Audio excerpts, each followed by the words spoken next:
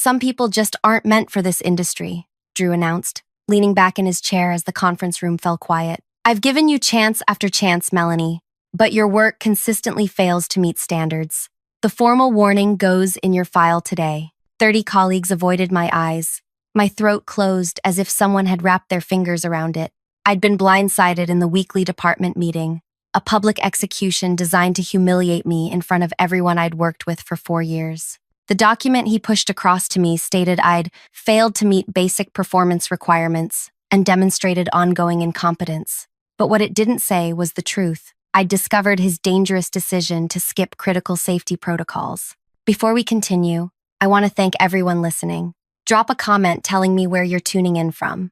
I'm always amazed how these stories reach people from different corners of the world. My name is Melanie. I worked as a quality assurance specialist for one of the largest consumer electronics companies in the country. I was known for my attention to detail. Friends called me Microscope Mel because I could spot the tiniest flaws others missed. This perfectionism made me excellent at my job, but awful at letting things go.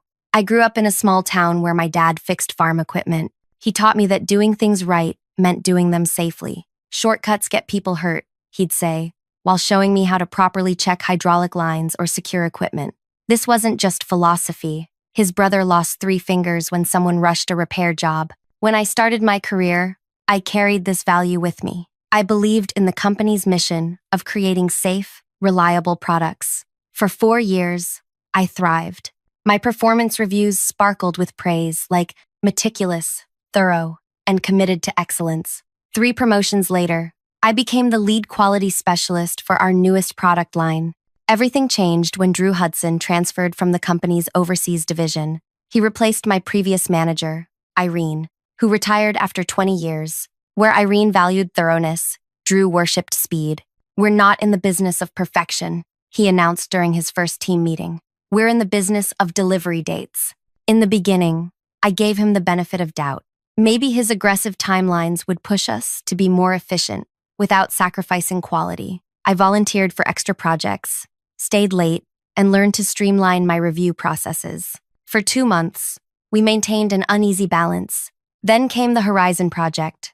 Horizon was our new flagship product, a health monitoring device worn against the skin. The company had invested millions in development, and executives expected it to dominate the market. Drew had personally promised the CEO a release date 6 weeks earlier than originally planned. My team received the final prototype on a Tuesday morning.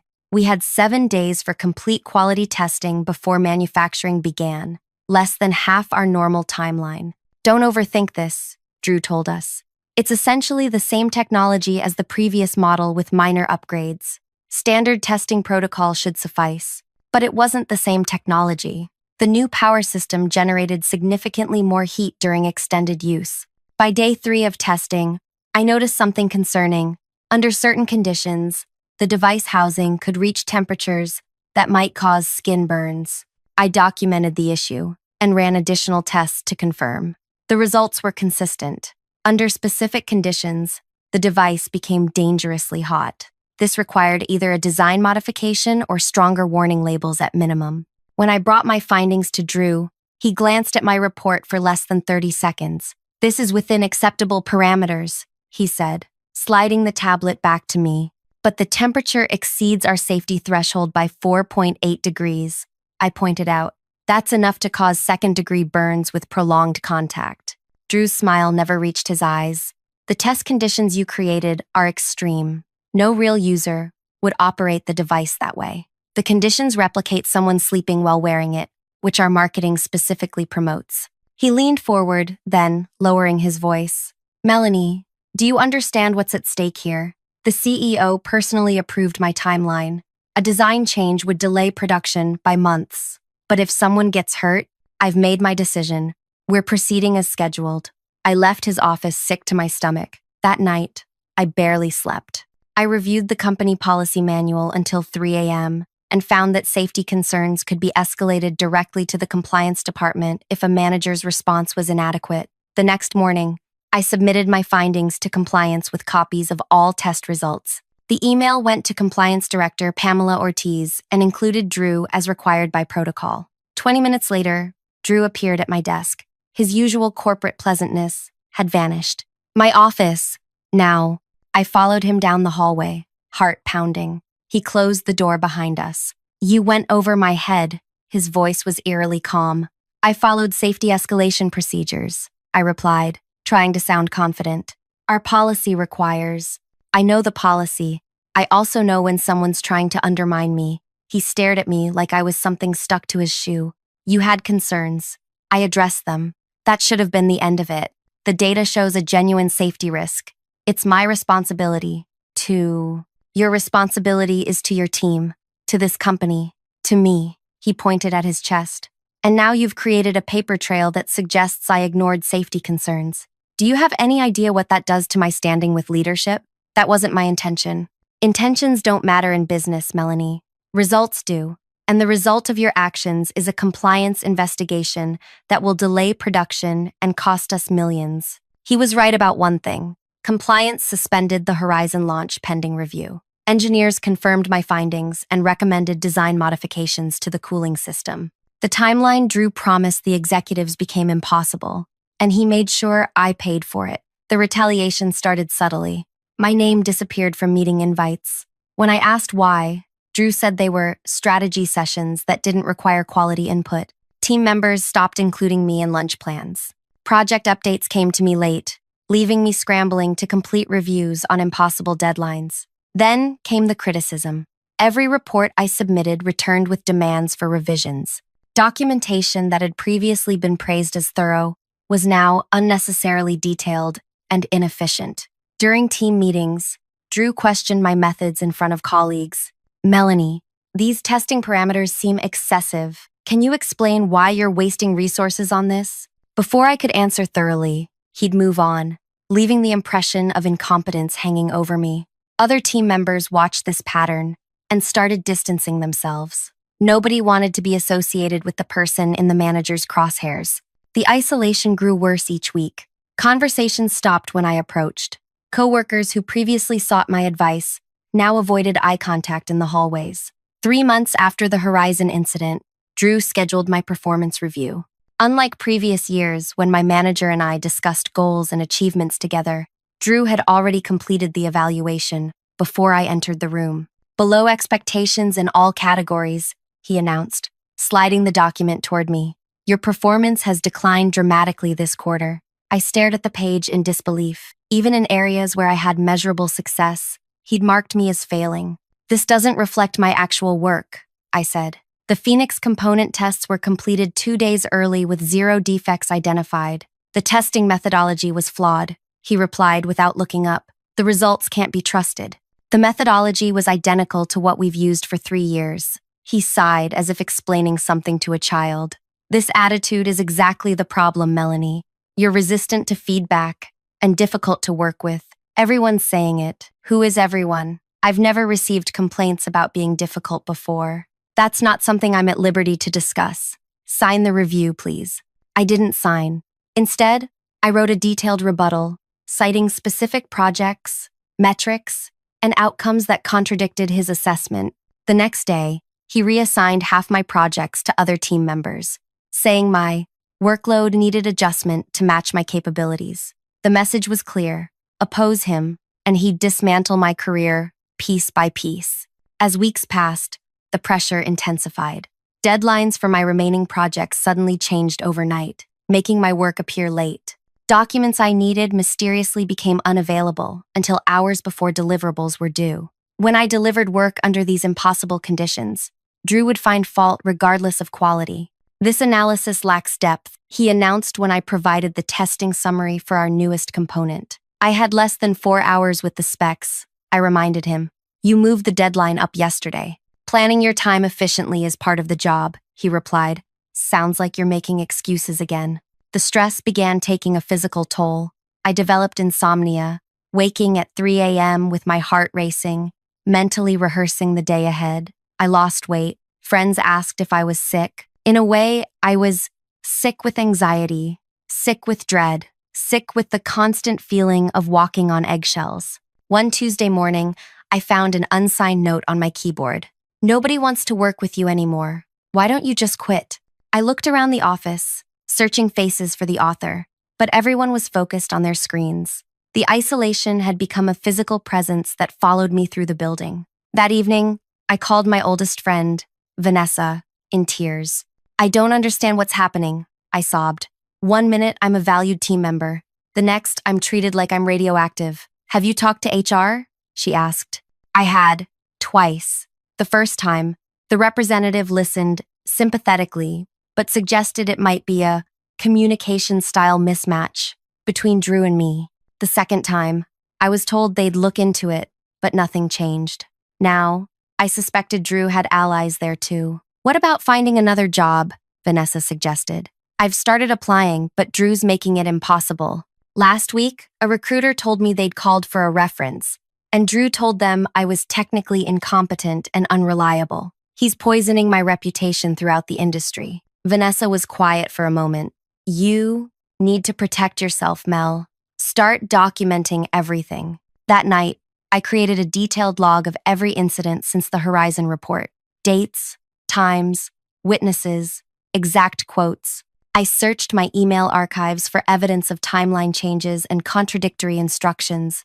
What emerged was a clear pattern of targeted harassment. I also learned our state had one-party consent for recordings. I could legally record conversations without informing Drew. The next day, I downloaded a recording app on my phone. When Drew called me into his office for one of his attitude adjustment meetings, I pressed record before sitting down. "Close the door," he said, not looking up from his computer. I did, then sat in the chair across from his desk. He made me wait nearly 2 minutes before acknowledging me. "Melanie, we need to discuss the testing delay on the Archer components." "There was no delay," I replied. "I submitted the report yesterday, ahead of the original timeline. The timeline changed. The team needed those results Monday. I was never informed of any change." He leaned back, looking almost amused. "Communication goes both ways. You need to stay connected with the team instead of working in isolation. I've been excluded from planning meetings for the past month because your negative attitude disrupts the collaborative environment we're trying to maintain." He folded his hands on his desk. "Look, Melanie, this isn't working. You just don't understand how things work here." For 30 minutes, he detailed my supposed failures, interrupted my responses, and shifted blame onto me for situations he had engineered. I let him talk, my phone silently capturing every word. This became our new routine. Weekly criticism sessions, behind closed doors, always without witnesses, where his behavior differed dramatically from his public persona. In team meetings, he maintained professional courtesy while subtly undermining me. In private, the mask came off. "Let's be honest," he said during one recorded session. "Your career here is finished. The only question is whether you leave on your own or wait to be pushed out." "Is that a threat?" I asked quietly. "It's a reality check. I've spoken with the department heads. No one wants to work with you after the Horizon debacle. You're seen as disloyal, someone who throws teammates under the bus." I reported a legitimate safety concern through proper channels. "You embarrassed the company and cost us millions in redesign expenses. I potentially prevented customer injuries." He laughed. "Always the hero in your own story, aren't you? Tell yourself whatever helps you sleep." Over the next 2 months, I accumulated 17 recordings of private meetings, dozens of emails showing changed instructions and timelines, and a daily log detailing the ongoing hostility. Meanwhile, my health continued deteriorating. My doctor diagnosed me with stress-induced gastritis and anxiety. When I developed hives across my neck and face, she suggested medical leave. "Your body is telling you something important," she said. "Listen to it." I took 3 weeks of medical leave, using the time to consult with an employment attorney. Jada Ellis specialized in workplace harassment cases. After reviewing my evidence, she confirmed what I suspected. "This is textbook retaliation," she said. "The timing is clear. The negative treatment began immediately after you reported the safety issue." "What should I do?" I asked. "First, we send a formal complaint to the company's legal department documenting the retaliatory pattern. Then we consider a complaint with the state labor board. They take whistleblower retaliation very seriously." "Will I keep my job?" Jada's expression softened. "Honestly, Melanie, that environment is toxic. Even if we force them to stop the retaliation, working there will remain difficult. but we can fight for severance and ensure Drew faces consequences. I knew she was right. The thought of returning made me physically ill. But something else troubled me deeply. What about the safety issue? Drew buried my report, convinced compliance it was an overreaction, and pushed the product forward anyway. That's a separate but related issue. If the company ignored genuine safety concerns, we can report that to regulatory authorities. The day my medical leave ended, I submitted my resignation along with a detailed complaint to the legal department, outlining Drew's retaliation. I included selected recordings that clearly demonstrated his behavior. 2 days later, I received a call from the company's senior legal counsel, Tyler. "We've reviewed your materials and would like to discuss a separation agreement," he said carefully. "I'm listening. We can offer 3-month severance, extended health benefits, and neutral employment references." "That's not adequate given the circumstances," I replied, following Jada's coaching. "And it doesn't address the safety concerns that initiated this situation." Tyler's tone sharpened. "Miss Melanie, the company stands by our safety testing protocols. The Horizon modifications were made out of an abundance of caution, not necessity. The test results showed potential for second-degree burns. Those findings were deemed inconclusive by our engineering team." I realized then that Drew's narrative had prevailed internally. The company was protecting him and itself. My resignation had been their easy out. Problem gone. Case closed. I declined their offer. Instead, with Jada's guidance, I filed formal complaints with the State Labor Commission, alleging whistleblower retaliation. Then I did something that would change everything. I submitted my original safety report, testing data, and evidence of Drew's suppression efforts to the Consumer Product Safety Commission. Finding a new job proved nearly impossible. Drew had connections throughout the industry, and subtle warnings about me spread through professional networks. 3 promising interviews ended with polite rejection emails. Recruiters stopped returning my calls. At my lowest point, I moved back to my hometown, took a job at the local hardware store, and wondered if standing up for safety had been worth destroying my career. Then came a phone call that changed everything.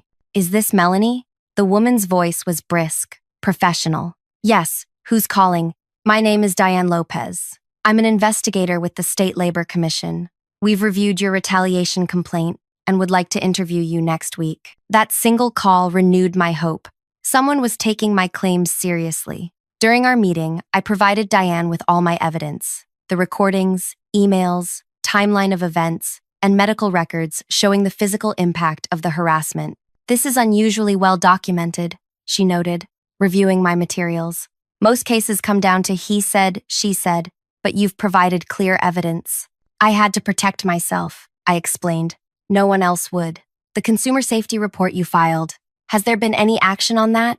"Not that I'm aware of," Diane made a note. "These cases often interconnect. If a company retaliates against safety reporting, there's usually more going on." She was right.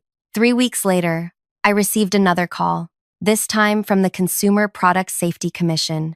They wanted a detailed statement about the Horizon testing and Drew's decision to proceed despite the identified risks. For the next 2 months, I heard nothing. I continued working at the hardware store, helping customers find the right screws and explaining the difference between paint finishes. The simplicity was soothing after years of corporate politics, though my bank account suffered. Then one evening, my former colleague Naomi texted me, "Are you watching what's happening?" I called her immediately. "What's going on?" The company's under federal investigation," she said, her voice low as if someone might overhear. "The consumer safety people showed up last week with warrants.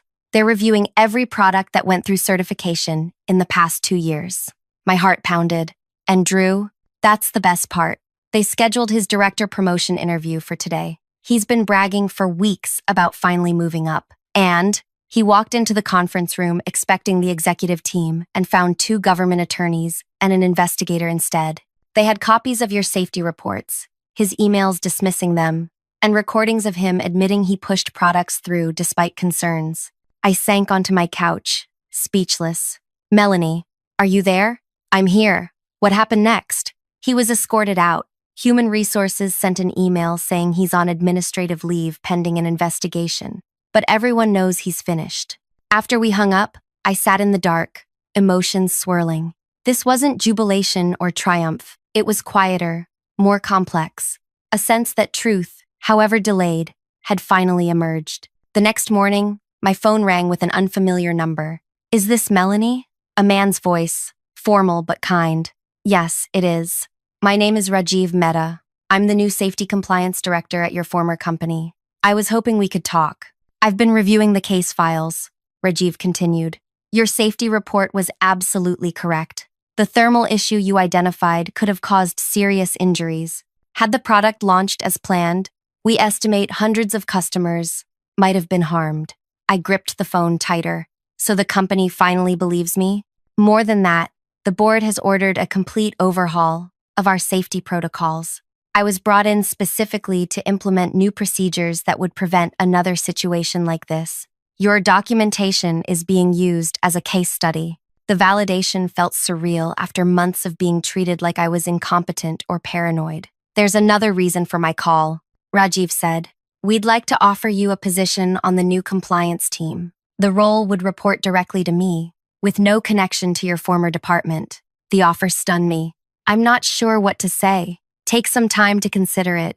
The position comes with a significant title and salary increase, plus a formal acknowledgement of your contribution to consumer safety. After we hung up, I sat motionless, trying to process this turn of events. Part of me wanted to accept immediately, to return triumphantly, vindicated and promoted. But another part remembered the anxiety, the isolation, the physical toll on my health. I called Jada for advice. They're worried about liability, she explained. Offering you a position might be their way of preventing a lawsuit, but that doesn't mean it's not a legitimate opportunity. What about the Labor Commission investigation? That's proceeding regardless. They're not investigating just Drew. They're looking at systemic issues in the company. Your case opened a door. Over the next week, more details emerged. The federal investigation had expanded beyond just the Horizon product. Investigators discovered 3 other instances where safety concerns were minimized or hidden to meet production deadlines.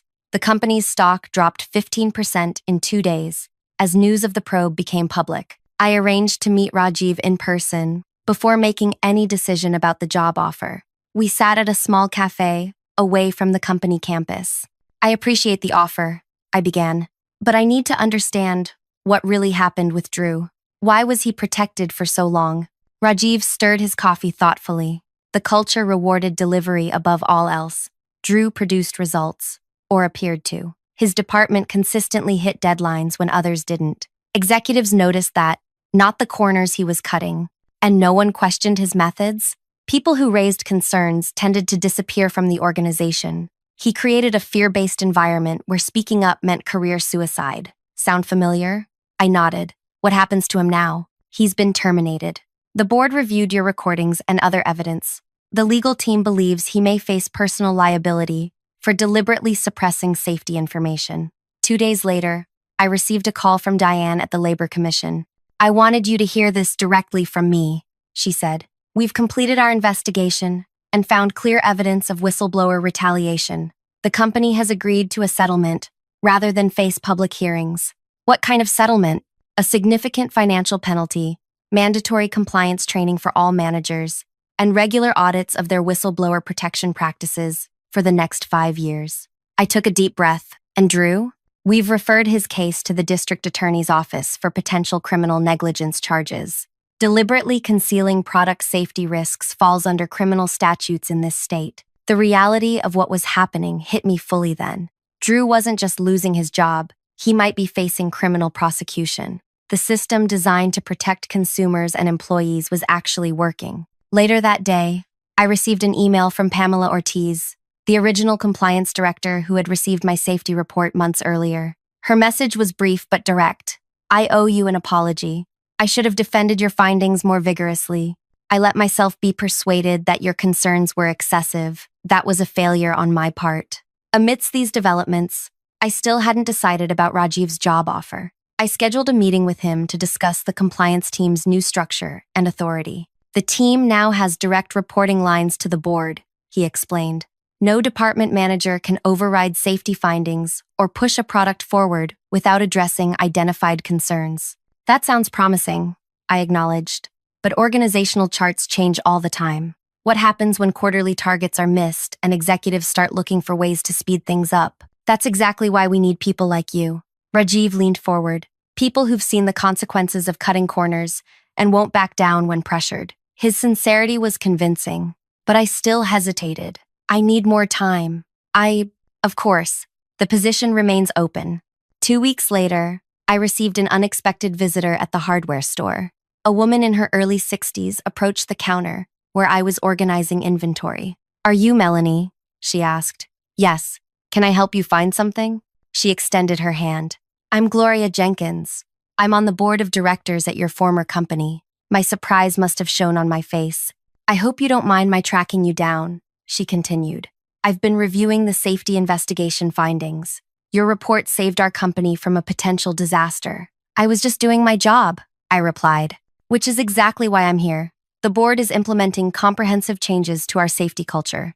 We need people who understand the real purpose of quality control." She handed me a business card. "I'd like you to consider a senior position leading our new product safety division. Unlike Rajiv's offer, this role would report directly to the board." "Why me?" I asked.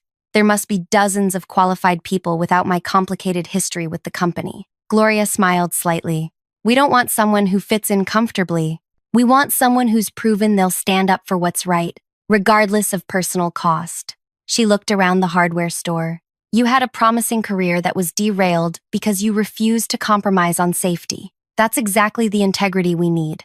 After she left, I called Jada again to discuss both offers. She advised caution, but acknowledged the opportunity. If the role reports to the board with clear authority, it could be a genuine chance to create change, she said. "But document everything, always. Organizational memory is short, and today's hero can be tomorrow's target." While weighing my options, I received news that the Consumer Product Safety Commission had ordered a recall of 87,000 units of another product Drew had pushed through approval. The estimated cost to the company exceeded $15 million. That same week, a former team member reached out. Terry had been one of the colleagues who distanced himself during Drew's campaign against me. "I should have spoken up," he said when we met for coffee. "We all saw what was happening, but everyone was too afraid of becoming his next target." "Why are you telling me this now?" I asked. "Because I need to apologize, and because you should know that everyone respected what you did. After you left, people started talking more openly about Drew's methods. Your stand made others brave enough to finally speak up." "It doesn't feel brave when you're losing everything," I admitted. "But you didn't lose," Terry pointed out. "You're the only one who came through this with your integrity intact." 3 months after filing my original complaints, I made my decision. I declined both job offers from my former company. Instead, I accepted a position with the State Consumer Protection Agency. The role paid less than the corporate offers, but would allow me to help implement safety standards across entire industries. On my first day, my new director introduced me to the team. "Melanie comes to us with unique insights into how companies sometimes prioritize profits over safety," she said. "Her experience will help us better identify potential issues before consumers are harmed." As for Drew, the consequences continued unfolding. The district attorney brought charges for knowingly concealing product safety information. The case never went to trial. He accepted a plea agreement that included a substantial fine, community service, and probation. More devastating for him, the agreement required public acknowledgement of his actions, which effectively ended any chance of another executive position. The company implemented all the promised changes to their safety protocols and paid a $4.2 million settlement to the Consumer Product Safety Commission.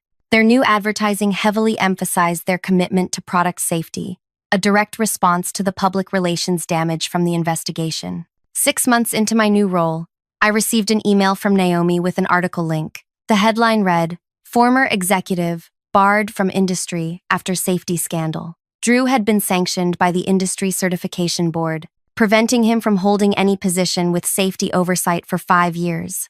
"Thought you'd want to see this?" Naomi wrote, "People still talk about you here. You've become something of a legend, the quality specialist who brought down a director and changed the whole company." Her words should have felt triumphant, but my feelings were more complicated. I had never wanted to be a whistleblower or a symbol. I'd simply wanted to do my job protecting consumers from harm. The personal cost had been enormous. A derailed career path, financial setbacks from months of unemployment, friends and colleagues lost. and the lasting anxiety that still occasionally woke me at night. Yet I couldn't regret my decisions. Every time I saw a product recall announcement or read about safety improvements in consumer goods, I felt a quiet satisfaction knowing I'd contributed to a system that, however imperfectly, worked to protect people. In my new position, I began developing training programs to help quality specialists recognize when they were being pressured to compromise safety standards. I shared my story, anonymized but honest, as a case study in how retaliation works and how to document it effectively. Sometimes, doing the right thing costs nearly everything. My career trajectory changed permanently. My professional network fractured. Years of specialized expertise had to be adapted to a new field. But some things are worth protecting at any cost: consumer safety, professional integrity, and the basic human responsibility not to harm others for personal gain. My revenge wasn't orchestrating Drew's downfall. It was simply ensuring the truth came to light through proper channels. The legal system, designed to protect whistleblowers and consumers, worked exactly as intended once given the evidence it needed. The most powerful revenge wasn't anything I did personally. It was watching proper accountability unfold through established systems. If you're facing a similar situation, pressure to cut corners, retaliation for speaking up, isolation for doing what's right, document everything. Know your legal protections. Find allies outside your immediate environment. The path is difficult, but integrity matters. Thank you for listening to my story. If it resonated with you, please take a moment to like this video and subscribe to the channel. Every share helps someone else who might be facing workplace retaliation know they're not alone. Let me know in the comments if you've ever had to make a difficult ethical choice at work. Sometimes, just knowing others have faced similar challenges makes our own burdens easier to bear.